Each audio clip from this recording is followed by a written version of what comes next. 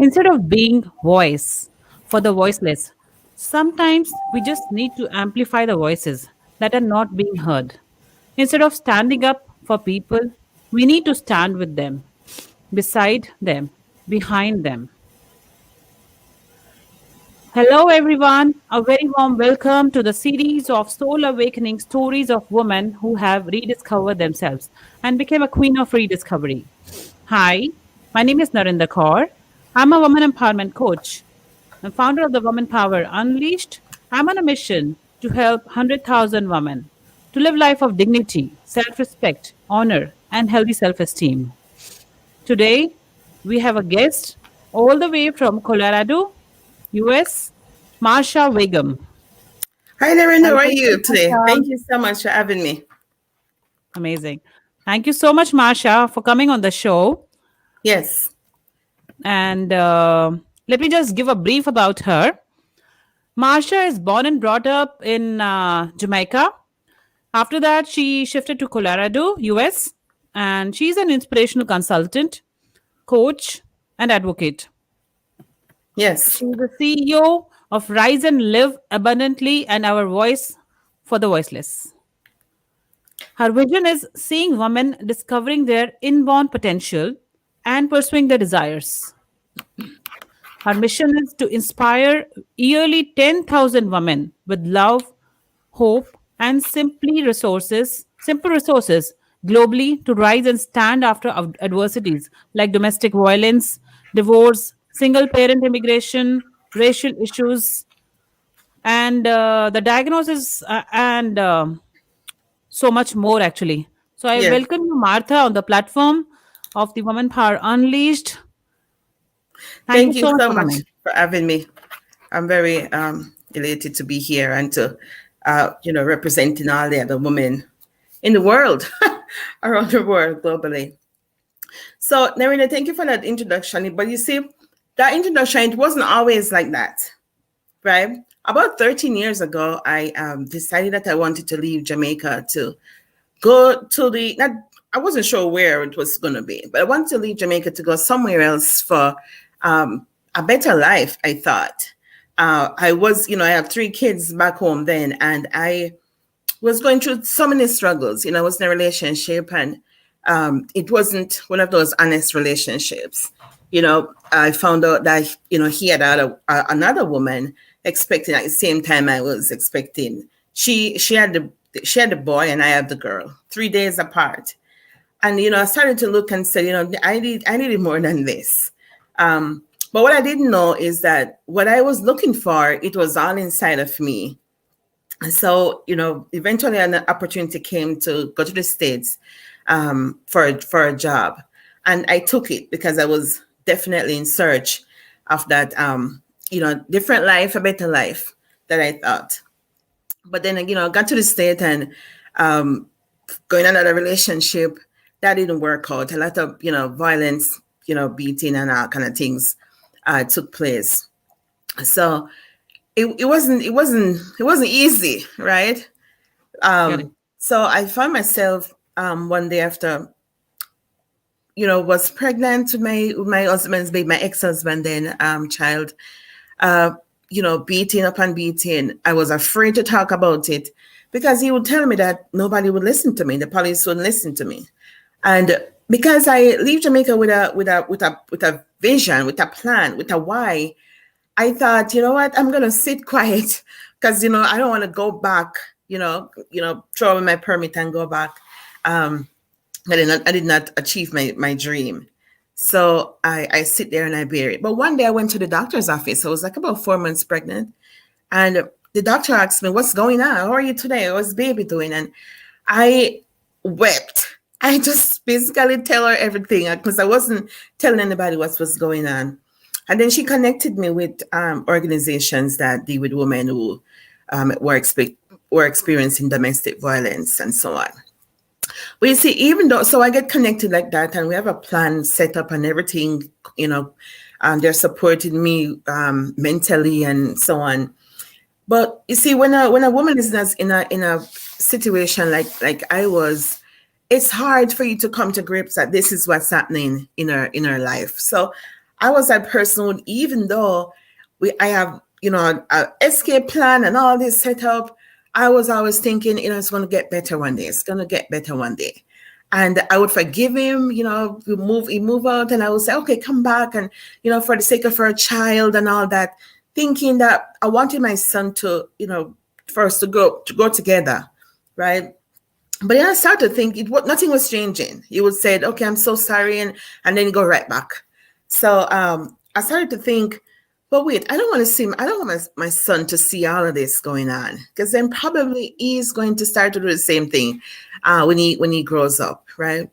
So long and short of this story is, so on this one particular day, I was at work, and I knew that something was going on at home, but I couldn't put my hands on it. So at the time I was working in a nursing home, so I decided that I'm going to go home because something must have been wrong. I mean, our baby was at the babysitter, and so I know my baby was safe. But then I thought, you know what, I need to go home right now. There's a knowing that I know deep down inside of me that something is going on. And I felt like I know I have an idea that he was cheating, but I couldn't put my hands on it, couldn't put my eyes on it.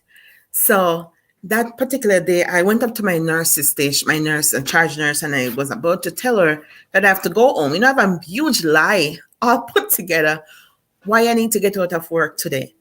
So I went up to the nurse's station to say to her, my babysitter calls me, and I have to go home right now. So when I went up to the station, I couldn't speak. But I have it all planned up, I couldn't speak. So I was like, what's going on? So I walked back to the bathroom, and I feel like I want to, to throw up or something, but nothing came up. So I was like, this is weird. So I got back again with it, stronger lie this time to get out of work so I can go home, because it was like about in the lunch hour. So when I walk up to the station, I heard this voice deep down in my knowing, when a woman really trusts her gut, you're normally right? Very true. So Very I true. heard this in my knowing. It says to me, Marsha, I did not show you anything for you to go and get yourself in any trouble. And what? I was like, man. So I walk away from the station. I didn't do anything about it. And it was the longest day ever. It was the longest day ever because, we have to take the patients up in the morning at 6, and we put them back down, have lunch and put them back down at 6 before, and then I get to leave. So, I leave work and I go pick my baby up.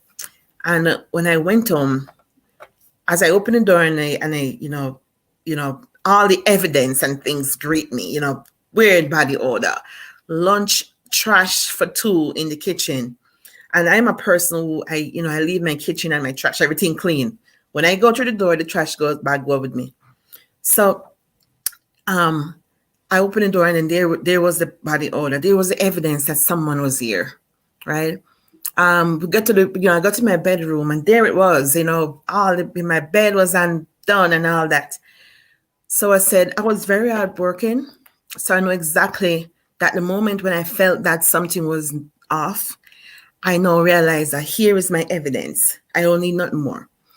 But one of the things that I did, because I know I didn't trust him, the morning before I leave for work, so weird, but the morning before I leave for work, I have this little Panasonic recorder.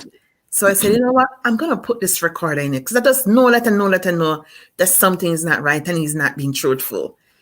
But when I put that recorder that morning, I didn't hear, it didn't have any batteries. I didn't realize it uses batteries. So I was disappointed. So, and then that was the very day that he brought her, my ex-husband brought his woman in the house. So the next day I put, even I bought batteries, and I said, okay, I'm going to do this again. I'm going to set it again just in case, because probably, I'm going into that denial state again. And I was like, well, probably, was like, okay, all the evidences are there. Why else you want, Marsha? But, I'm like, okay, probably is not so, probably, but even though, so I set that recorder again, go to work. Next day, come back from work evening. So I take my record and I started to listen the day's procedure, right? Making dinner for baby, and my baby at the time was he was 7 months old. So I was listening through the record and so on. I'm trying to say, okay, well, I'm gonna hear something today, probably bring her again today. But I didn't hear that. I overheard my ex-husband and his mother this time on the recording. And she was saying, he said, she called him by his name and so on. She said, I know her voice. I know it's her. She said, son, let's pray for Marsha to die. Let's pray for Marsha children to get sick. And let's pray for Marsha dreams and aspiration, because everybody know my dreams and aspiration. Let's pray for them to all be destroyed. And Narinder, I didn't stop to hear anything else. I don't know if he responded. I don't know anything else, but I throw that record across the room. I leave my bedroom. We were living in an apartment at the time. And I throw it across the room and I leap from the top of the stairs to the bottom of the stairs without touching any one of them in between. Dogs really did it. But I threw it across the room, leaped down the stairs, and I fell and I got on up. I don't feel anything. There's no damage or anything. And I rise up and I said, nobody can kill, not God. I said, first of all, God does not hear ugly prayers, right? I believe in God. I'm a Christian. And from I was like 16 years old, I got saved, and I've seen awesome things from him, right? Even the day when I was at work and that knowing, I mean, I wasn't on a cell phone. I wasn't listening to anything. It was a natural knowing. And I could have gone over that house to, and he said to me, I did not show you this for you to go get yourself in any trouble. Oh my goodness. So when I leap and I fell and I rise up and I started to tell myself, nobody can let me, God doesn't hear wicked prayer. Nobody else can kill me. Nobody else can destroy my dreams or vision. The only person can do that is me. Because I wasn't eating, I wasn't drinking, I was like 7, my baby was 7, our son was 7 months at the time. I was not producing breast milk for him. I mean, my breast was so fly, it was like a sandal, right? I could spin my clothes around me. I wasn't eating, I was just worrying. I have food in the fridge, I have everything.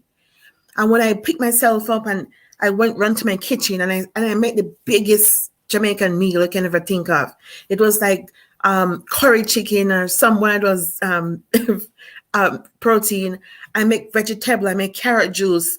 I set my table. It's like, I presented so well to myself as if I'm giving it to somebody, right? And I sit in my kitchen. I take my vitamins out. I mean, I wasn't doing this. The only thing I do in my kitchen is make dinner for baby. And I sit there and I eat and I eat and I eat and I tell myself, nobody can make me sick. God doesn't hear ugly prayer. I reject that. I'm gonna live my life to the full. I'm gonna go I'm saving myself. I'm getting out of here. I'm going to go get other women empowered. I'm gonna do this for them. I'm gonna rise up. I'm gonna go after everything that's in me. And it was like the biggest meal, and that was the day that I decided that I'm getting out. I'm rising up my potential. I'm going back deep inside of me, and I'm going to pull that out because I know I have it. And that's where my entire life turned around. That's when I decided to get on out of that relationship. I mean, I had everything planned already and set up. I have an escape plan. I have the old safe house thing set up, and I called my advocate and I said, I'm ready now. Now I'm ready. I'm ready to go pursue my purpose. I'm ready to go live for not only for me, but for my kids and for other women. And I get on out of there, right?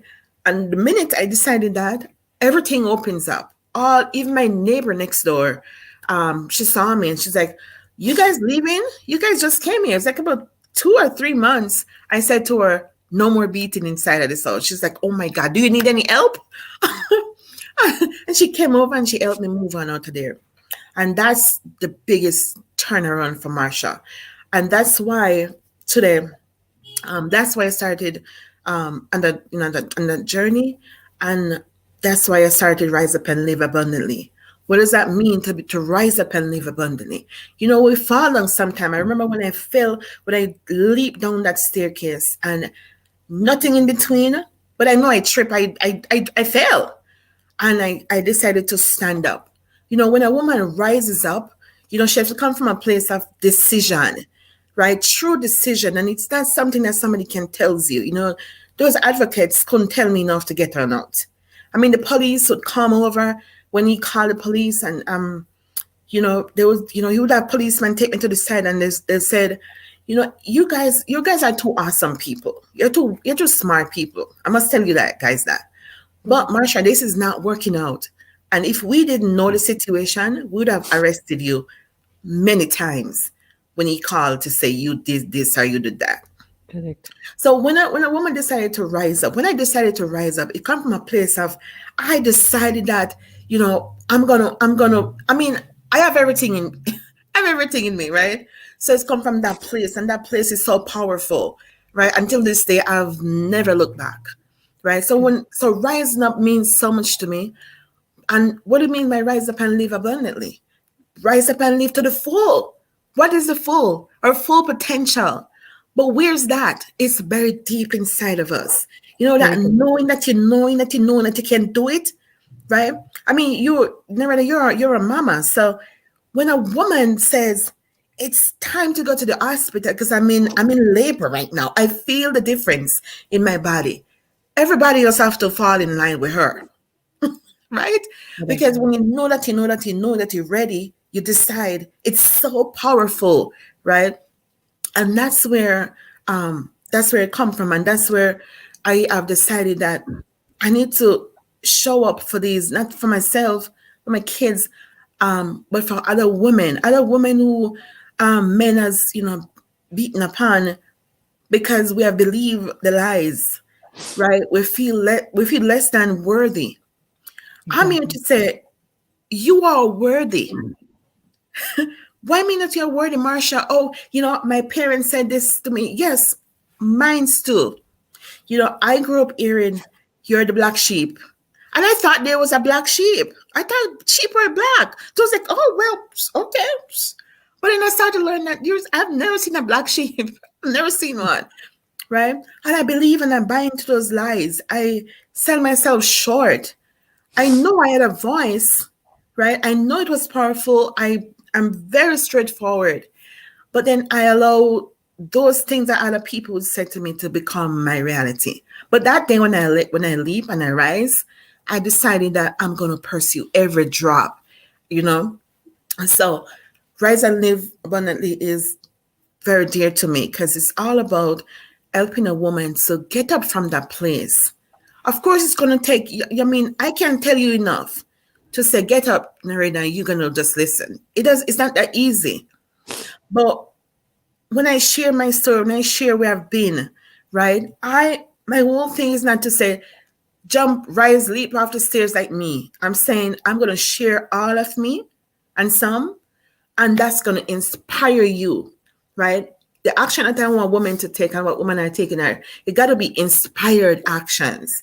Because when you take those inspired action, it's so powerful. It comes from deep in you knowing that you know. But then when a woman rises up, okay, then what next? You might say, okay, that's where it stops. No, it doesn't stop there. Other things in life sometimes are in the way. Like for me, 2 years ago, my husband, so let's backtrack a little bit. So get out of that, I divorced, and I decided that I didn't want anyone else. I didn't want to go in a relationship with a man again because now here I am. Now I have 2 sets of children at the time. I think I felt like I can't do it, but I know I can. But I said, okay, I'm just eradicating men. I'm just gonna live and serve and take care of my kids. But then one day I found myself saying, okay, I said, okay, I don't know where the conversation begins, right? But I said, okay, then God, okay. I was showing attitude too, talking to myself. I said, okay, then God, if you're going to do this again, the next person you're going to send, he has to have these four things. And if he can show me these four things, I'm gonna know you're with me. Right? And I said he has to love his mom. He has to love God. He has to love himself. He has to love his mom. He has to love my kids. Now I am coming to this poor guy, whoever it's gonna be, with four kids. And then after that, I think he'll love me. And it wasn't long after that. It must be about, probably 2, 3 months after that, or before I met my present husband, Christopher. Okay. And I was like, wait a minute. And I did not want any relationship. He'll tell you, I didn't want anything. I wasn't looking for any relationship, nothing like that. But then one day I would get so worried when, you'd be inviting me to go for exercise and all that. And, I share with him what was going on in my life. And he would tell me, Marsha, you deserve better. You're an awesome woman. You're beautiful. You have awesome kids. And I couldn't even believe that, right? I wasn't at the place at that time. So he started to, tell me eventually, that he likes me and so on. And I'll get worried. I would really get worried. And I would go home and I would wept on my pillow. But then one day I heard in my spirit, it says, why don't you look among the things? I mean, just like that. Why don't you look among the things that you asked me for, that you're looking for? Look among those things if you see them in him.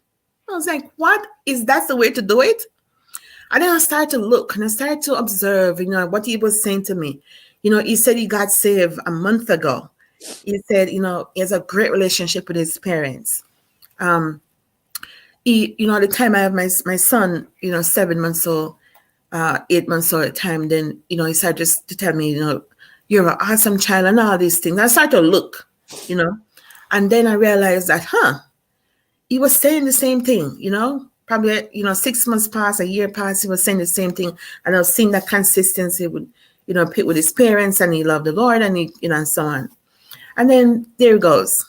Now we're married for going on 7 years now of marriage, and close to 10 years of togetherness, because it took me a while before, maybe a year or two before I even say yes to him. So now today we have an awesome relationship. He loves the kids. It never changes. Does it mean that it's always easy? No, It's not. it's never always easy. But what I keep focus on, and then that's what we have to do. We have to set those vision and those expectations, and based on what? Our value systems, right? What do we value? Because if that person is going to come into your life and he doesn't value what you value, then we're going to have a misfit, right? Yeah, correct. And the value thing doesn't mean, okay, you have to be rich. Yes, have this big house on the hill. That would be great too. But what is the core? What is that core thing? What is that? What is my non-negotiable? My non-negotiable is where I came from. And I didn't know it over the years now. As we're growing and we're serving more and so on, I started to realize that these are core aspects of life. These are basically all that matter.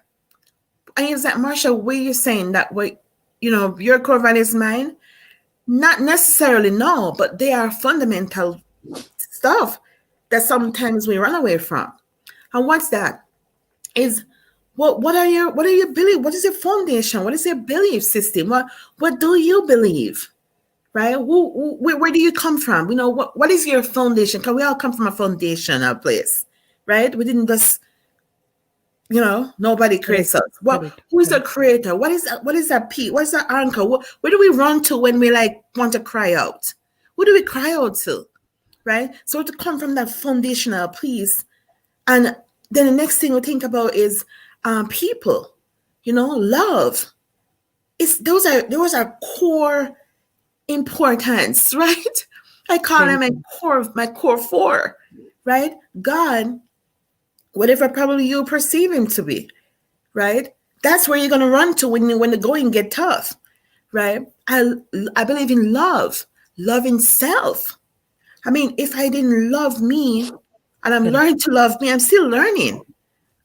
I'm still learning to accept that Marsha is, have these sets of uniqueness about her. There's no other else Marsha. Right? There's no other else you. So Correct. I have to get to that place where I embrace that about me. So it's your foundational, your creator. It's love. It's people. People might say, I can't stand people. No, it's people. Love thy neighbor as thyself. It looks so simple, but it's critical, right? Very true. Very true. And then children, if it doesn't matter if we have many, we have some or we have them not. Children Very is key, because if from for what I believe is that the word of God says that to love the Lord thy God with all thy heart, with all thy might, with all thy soul. He said, love their neighbor. See, that's people as herself, right? And he said, suffer the little children to come unto me. So children can teach us so much, correct. right? And if I can love myself, and then love yourself. If I can love myself, if I can love my creator, I can love myself, I cannot love my neighbors. So you see, it gets so over the years when he showed me these things, and I thought this was my grand idea. But as I get older and the years go by, I realize that Marsha, this is all that's necessary. This is all that matters, right? Love me, love your neighbors, love yourself, love children, whether they're yours or not. And I was like, wait, so does it mean that money and all this stuff never matter? It really doesn't. So when we went down our core force, so here we are saying to women, rise up from where you're at. Here Marsha saying, get up from I was able to, leap, fell, stand up. But then what keep you standing in, Marsha? My core stuff. So no matter what's going on, I have to always go right back down to that place. I have to love God. I have to love people. I have to love my neighbor. Who's my neighbor? The person who's right there next to me. Correct. Right? You're my Correct. neighbor right now, Narinder. Right? So it's very unique. And then here we go now, and tell me if this is not even more relevant. So if there's a word like that, more relevant. So 2 years ago now, so here my husband and I know we think, life is gonna be great. Life is great. Our kids from Jamaica came up. We do all that filing and stuff, we bring them over, and our family, my husband and I have one daughter at the time. So our family, we think our family is complete. Then here we go, 2 years ago, we decided that we're gonna have another child. Yes, this child is the only child I've ever planned for. And this I have 6 kids, right? And I'm not Correct. ashamed about nothing. Hey, this is a part of the process. And if it wasn't me, who else? I wouldn't wish it for anybody else. I mean, the things I've gone through, the place I've been to, the decision that I have to make, and the lessons I learned. Man, if I wouldn't wish it for my neighbor, I said, I'm so happy it's me. I'm so happy, right? I'm so happy it was me who heard that conversation. I'm so happy it was me when to know that my husband brings somebody in the house, and then I have to be there, I have to live there, I have to deal with that, you know. So 2 years ago, we decided we're gonna have a child, and then we know the gender before there was even all gender stuff and doctor stuff. We got a vision that it's gonna be a boy, and Wow. we held on to that. So this whole gender reveal and stuff it didn't really mean that much to us. We just did it because of our kids. But we already knew and we trusted it from the beginning. So during the pregnancy and so on, when it reached at 24 weeks, kind of check up where you do the whole Yeah. blood test and the blood works. So Correct. we got called back into the office. My husband was at work. The doctor calls me and she said, I want you to come into the office. What time can you come and set it up? And I was like, what does she want? Why she couldn't talk to me over the phone? So I went into the office and there she was. I was in the office, just, the room, me and everything. And then the doctor came in and she sit down and to pull up her chair in front of me. And she said, I just want to let you know that your blood work came back and your baby has Down syndrome. Oh. So it's When did like, you get to know? huh? In which month you got to know that your baby is Down syndrome? In this, maybe I was about maybe close to 3 months of pregnancy Okay. Okay. She after we got that. did that. No. Huh? Okay. You got to know at that time? 3 months time, yeah? Yes, yes. When you do that whole blood, that whole big blood panel um thing that they do. Okay. And then she said, so we're like 3 months. And she said, baby, I've Down syndrome. And I was like, okay, are we sure? She's like, yeah. Um, everything came back, and he's has Down syndrome. And I'm so sorry. And she's just doing, they're doing that sad lean into it. I'm so sorry about that. I was thinking, what's so sorry about? Well, Down syndrome is not something that is new to me, right? Because back in Jamaica, I used to work as a caregiver in a children's home with children, about 42 kids with all different kind of needs. We have cerebral palsy, we have blindness, we have kids who are dumb, we have Down syndrome. And funny enough, in the home, the kid with Down syndrome was my favorite. Oh, Mark was my baby, okay? Wow. At the time I was about 18 years old. So Okay. when she said that Marsha is gonna, you guys gonna have a Down syndrome baby, and she's like, I'm so sorry, but if you want, we can do the amniocentesis where we go and take the fluid and do a more invasive study and so on. And then also, just so you know, if you want, you guys can terminate. And I said to her, okay, that's not a part of the plan. What's next? I was like, no, that's not a part of that's not gonna happen. What next? And my what next is I chip into this next mode now. Okay, so do I need to start come to, continue prenatal care? Am I gonna be seeing a special doctor? That was my what next thought. That's it. Right? Correct. So she tell me, you can terminate, let me know, and so on, talk with the husband. So we call my husband right on the spot there, because I was like, okay, maybe it's best if she, talk to him. But I know it wasn't gonna that was not gonna happen, the termination of her boy. I mean, we already know it was gonna boy through a vision, right? So, I called my husband, and he was at work, and I talked to her, I don't know what she told him. And then later on, I have to I leave the office. But when I leave the office, I was mad. What does that mean when I was mad? I was mad because now I know that I have to do some harder work. Why Correct. some harder work? It's because I'm a believer in God, right? And I know this one scripture, I think it's John 10:10, that says the enemy comes to steal, to kill, and to destroy. And I have come to give life and give it more abundantly. So immediately I was able to compartmentalize that my God doesn't do ugly. I know that. He doesn't come to kill, he comes to give life and give it to the full. So Correct. that means if something is adverse, then I know I have to go ward off this enemy, because I have to go deal with people's opinion, discrimination, doctors, and all these things that's going to come at us now. So I was mad when I leave that doctor's office, and I was telling that enemy where to go back to the pit of hell and come whatever may. Our son, because I could say his son because I know it was. I said, our son is going to come forth and he's going to be healthy. I don't care if he has one toe, one eye, one whatever it is. He's coming forth, right? I'm going to do my part, and I'm going to do everything that I can do to be positive. And I know that with Down syndrome, it differs, right? There's like about 3 different types, but it Yeah. differs.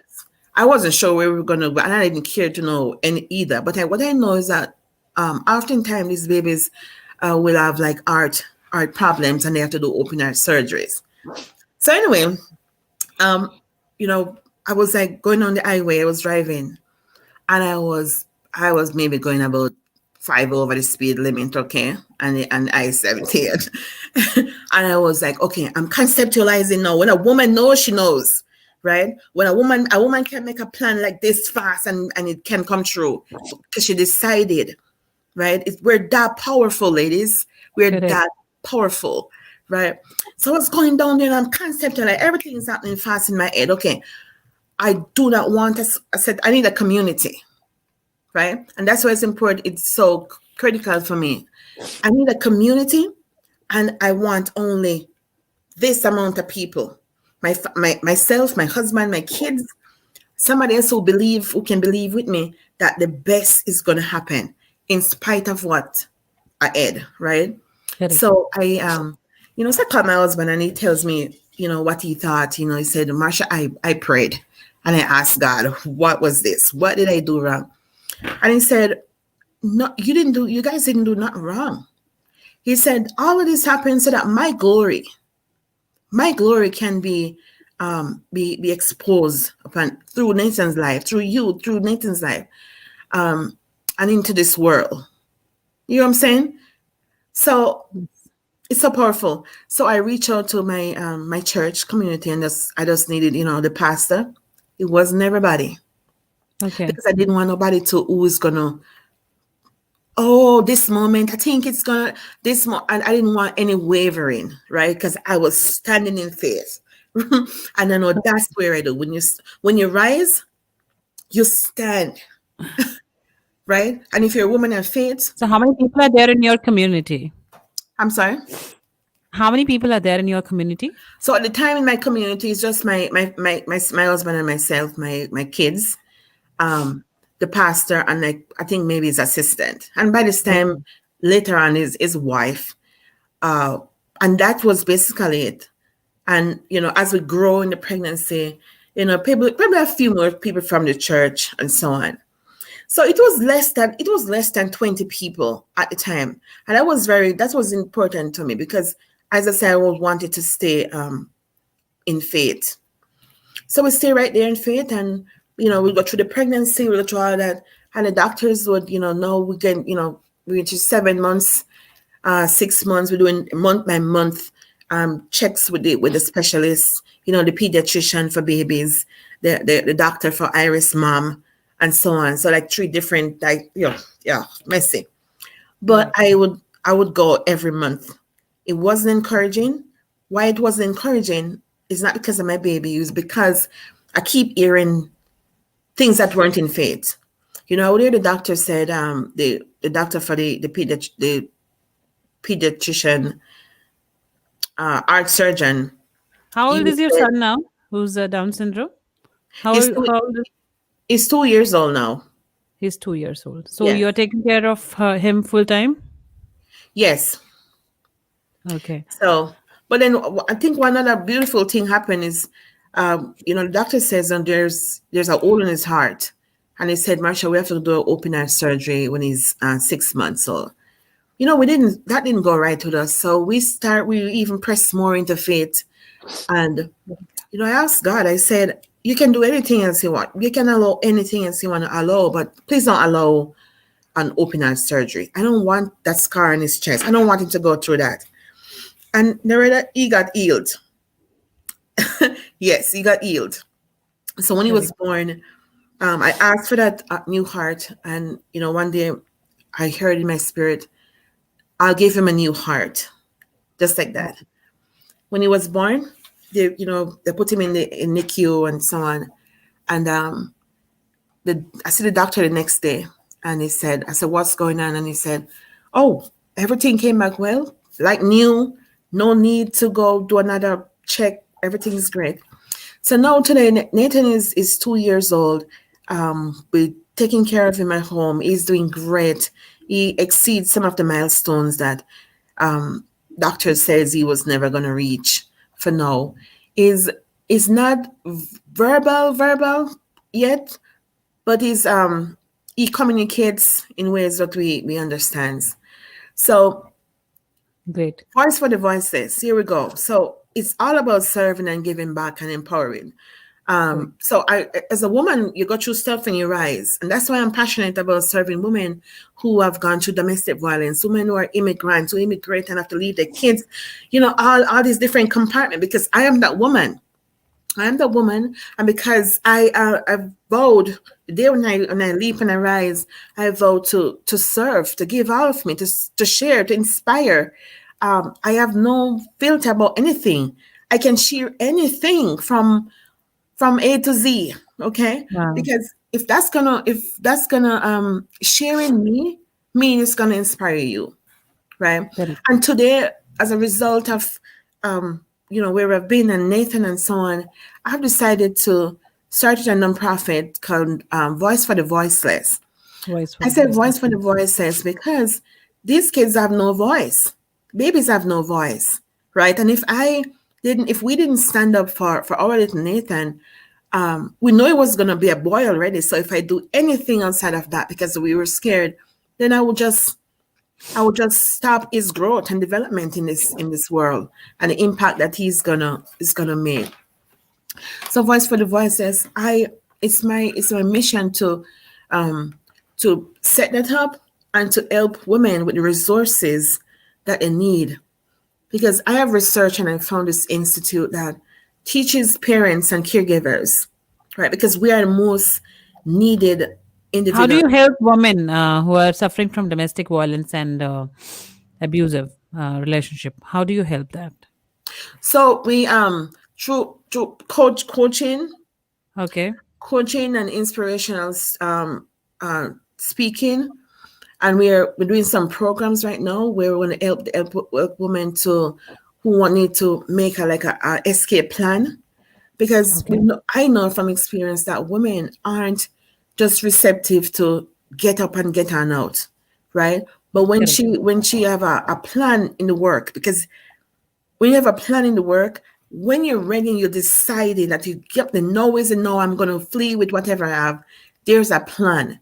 And oftentimes women, they don't know that they can be in the situation and that we can make that plan outside while we're Right. in there. So I'm working on courses and coaching um, to You're a help these consultant women. as well, and you're advocate as well. Is right? Tell me again. So you do the about like what kind of a woman comes to you regarding this?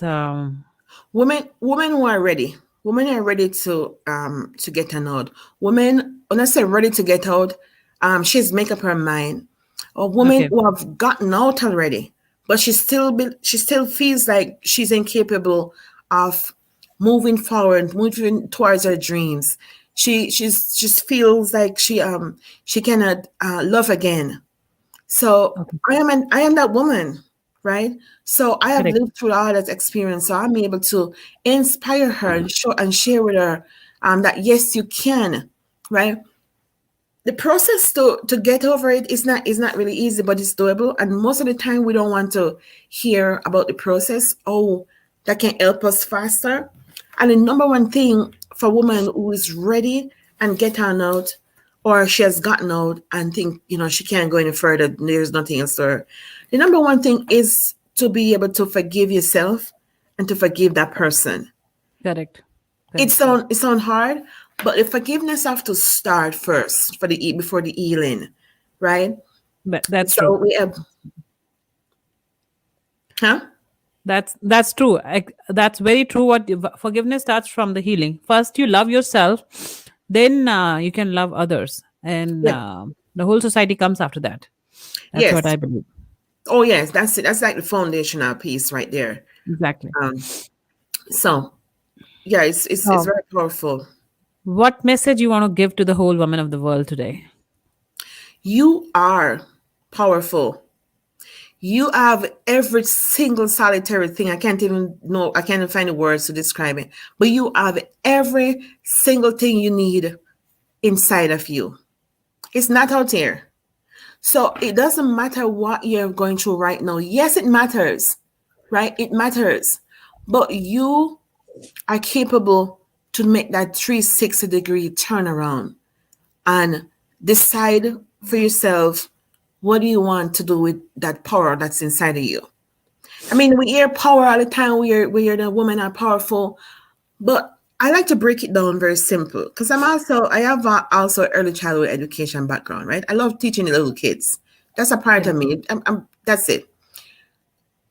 I like to break it down Amazing. simple, and I will say to you, ladies around the world today or listening, you know, see yourself as a seed. So when I say women are powerful, we're basically saying you're like a seed, right? You're a Yeah. power Wow. pot. You have every single thing built in. You have the attitude built in, you have the drive, You have the desires, you know these things that you want to, the impact that you want to make.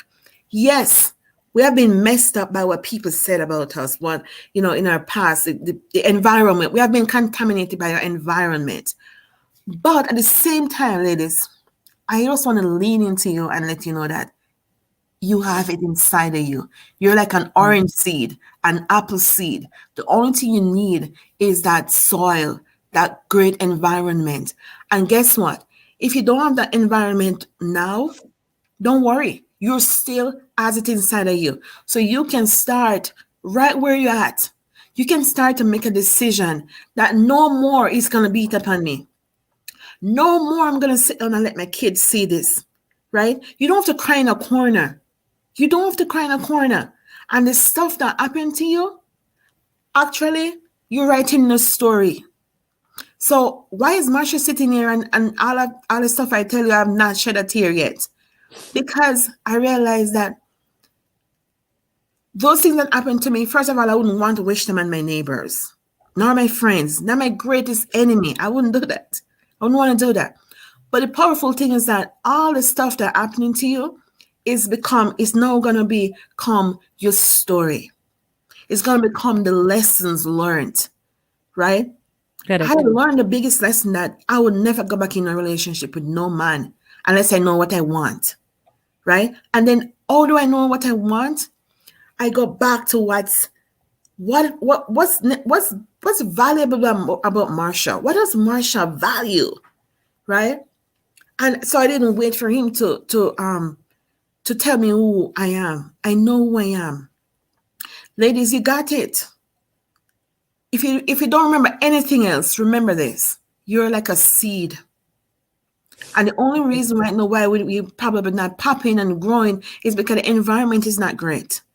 So you get That's to decide that environment, right? You got this, ladies. Don't let nobody tell you your worth. Nobody can tell me my worth. very true. Very true. Because there's just only one Marsha, this one unique seed, right? That's And very true. the day I decided and I fell and I jump and I rise up, I decided I'm going to plant myself in a different environment. And that's why today I can sit here and not tell you no bull, but I can tell you that you are capable. You can do this. Why, Marsha? Why? Of all the person, I'm over here in England. I'm over here in Jamaica. How can I do this? I'm in the US. I'm around the world right now. What do you think? Because you're a seed and you have Correct. inborn potentials that nobody else has, right? That's true. That's Whether true. you're an immigrant, whether you're whatever you is, you got it. There That's ain't right. no one other thing I noticed as we on the journey is that I didn't have to leave my country to go anywhere else. But I didn't know that. I was looking for it outside, right? But I've come back to realize that it's in me, it's all inside. And that's why we teach about your identity, your foundation. And those are the things that help you to stand up when you rise up. Right? When That's true. things are going A1, when right, like right now, we're in a pandemic, we're locked down. But what does that mean? We can still stand because of our strong foundation, because of our it's so deep, because of our why, because of our vision, our desire, our mission in life. Right? It Correct. doesn't matter where you swing in the wind and where you're at right now, what's going on. Your seed, it's power pack, it's all built in. And what you're going through right now, you're gonna eventually find the right environment when you decide the right environment is, and then you're gonna bring forth your fruit. You're gonna burst forth, right? And then your fruit now is gonna be for them. It's gonna be for Correct. that person, and then that's where I believe right now. That's amazing. That's very intensive and very powerful session with you, Masha. Thank And you. so happy to listen to your that you have shared your story with me and to the whole world. And you have given Thank so you. much of it, so many insights to all the women who can take benefits from you and can directly contact you too as well. And in the end, I would like to say that a quote for you and for the whole world: having a child with Down syndrome is like taking the scenic route. You still get where you are going. It may take a little longer, but it will worth the trip. So Yes. thank you everyone. Thank you Marsha for coming on the show, and it was amazing. And to book Thank you. one-to-one clarity session with me, Marsha, you can log into my website and you can connect with Marsha directly on her Facebook. And I'll be there very soon. Thank you so much, everyone. Lots of love. Take care. Bye bye. Thank you. You too. Just a second.